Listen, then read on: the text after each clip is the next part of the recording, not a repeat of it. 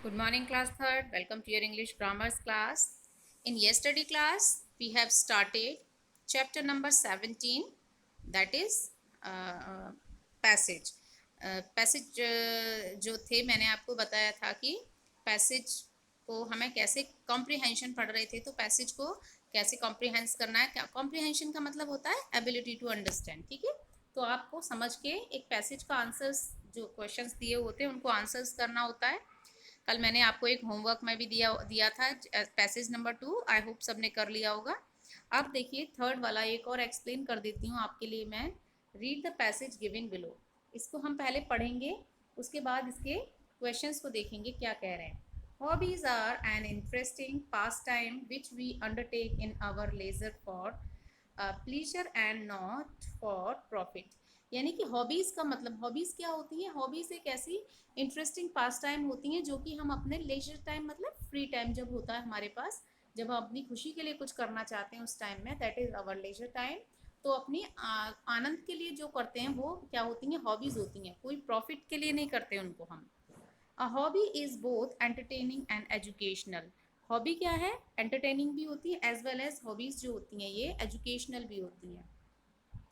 It provides the much desired change from the dull routine of life. ये हमारी जो daily की डल routine यानी कि बोरिंग सा रूटीन होता है ना हमारी लाइफ का, उसमें कुछ अच्छे चेंजेस लाती है। Life is useless without hobbies. Life जो है हॉबीज़ के बिना यूजलेस होती है, ठीक है।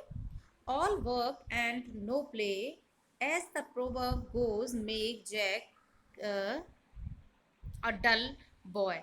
यानी कि ऐसा भी नहीं कि पूरे दिन आपको सिर्फ पढ़ना चाहिए एंड खेलना नहीं चाहिए, ये भी आपको बहुत एक तरीके से कहा बहुत डल लड़का बना देगा।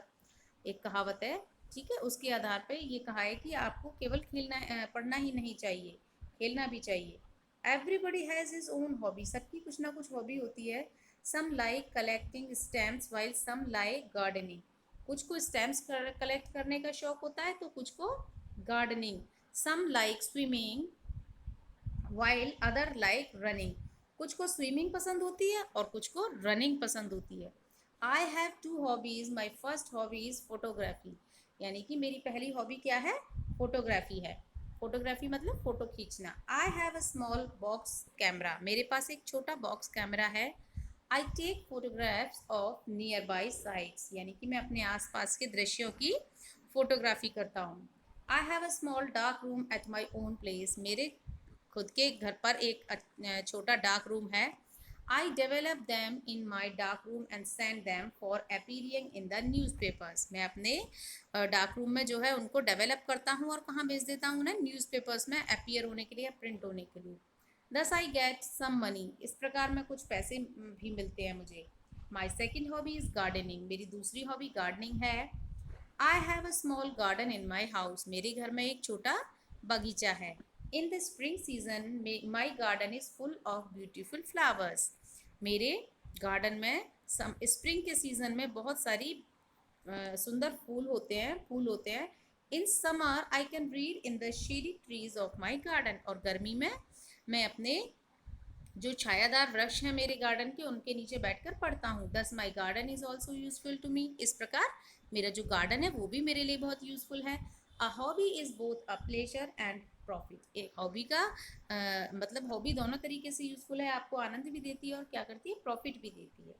अब देखिए, अब मैं आपको इसके क्वेश्चंस देती हूँ। You have to done this questions, book में ही कर लेना, बट ये आपके क्या है? होमवर्क में। देखिए पहला क्वेश्चन है व्हाट इज अ हॉबी। इसमें दिया हुआ है हॉबी क्या है, वहां से आपको इसको कॉपी करके लिखना है। नेम सम हॉबीज, यहाँ पर तो आप कुछ हॉबीज के नाम लिख दीजिएगा। गार्डनिंग है ना, और रीडिंग है, लिसनिंग म्यूजिक है, पेंटिंग है, ड्राइंग है, कुछ भी लिख सकते हैं, रीडिंग बुक्स है। और ये जो है देखिए, ये क्या है? Life is boring dash hobbies. तो आपको यहाँ से वर्ड्स को आइडेंटिफाई करना है और यहाँ पर फिल करना है, फिल इन द ब्लैंक्स, ये भी आपको खुद करना है।